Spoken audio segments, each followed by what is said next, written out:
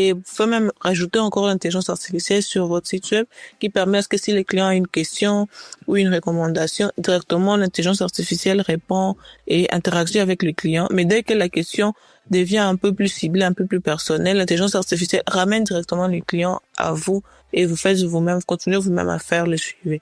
C'est un peu ça. Il faut vraiment commencer à utiliser l'automatisation de ces tâches-là quand vous rendez en compte que vous commencez à perdre trop de temps ou à mettre trop de temps dans votre entreprise. Pourtant, c'est des tâches que vous faites continuellement ou répétitivement. Ah, d'accord. Peut-être que ça serait en plus pour ceux qui se reconnaissent dedans, pour ceux qui ont des tâches qui répètent, par exemple. Même, je peux dire, dans une journée, vous pouvez le répéter 3 à 4 fois et puis ça ne vaut pas la peine.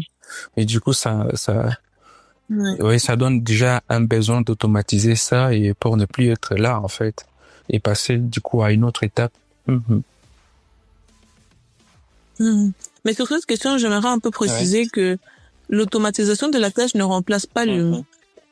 Ce n'est pas parce qu'il y a peut-être une intelligence artificielle qui répond aux questions que vous n'allez pas faire le suivi, que vous n'allez pas voir que tout est là, tout se passe bien et tout. Parce que ce qui distingue un entrepreneur d'un autre, même si vous offrez le même produit, le même service, en fait, c'est cette partie humaine-là. Peut-être votre façon de parler, peut-être votre façon de mettre en avant ce que vous faites, ou peut-être votre histoire, ce que vous a poussé à créer le produit ou le service et tout. Donc, il y a toujours la partie humaine qui reste, même si les tâches deviennent un peu automatiques. Ah, super. Et alors, je ne sais pas si je peux y revenir toujours. Maintenant, c'est la question d'après qui parlait de est-ce que on peut le faire trop tôt ou on peut attendre un peu? Moi, je dirais qu'il faut le faire trop tôt. Dès que vous avez peut-être votre idée, par exemple, Falax, nous faisons des consultations, vous avez peut-être une idée, vous pouvez venir, vous venez vers nous, on vous consulte, on vous dit peut-être, ok, vous voulez par exemple fabriquer de la bouillie pour des enfants. Ok, alors vous fabriquez, vous avez votre produit qui est déjà fini.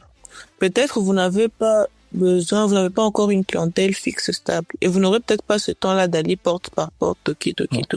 On vous dit par exemple, vous pouvez créer un site web, vous créez un site web, vous mettez tous vos produits là-bas.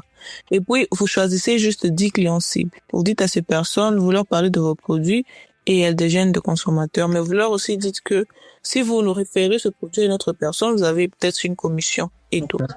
Vous voyez un peu comment là, l'automatisation, ça ne part même pas à la machine, l'intelligence artificielle ou quoi, mais ça devient un peu entre humains.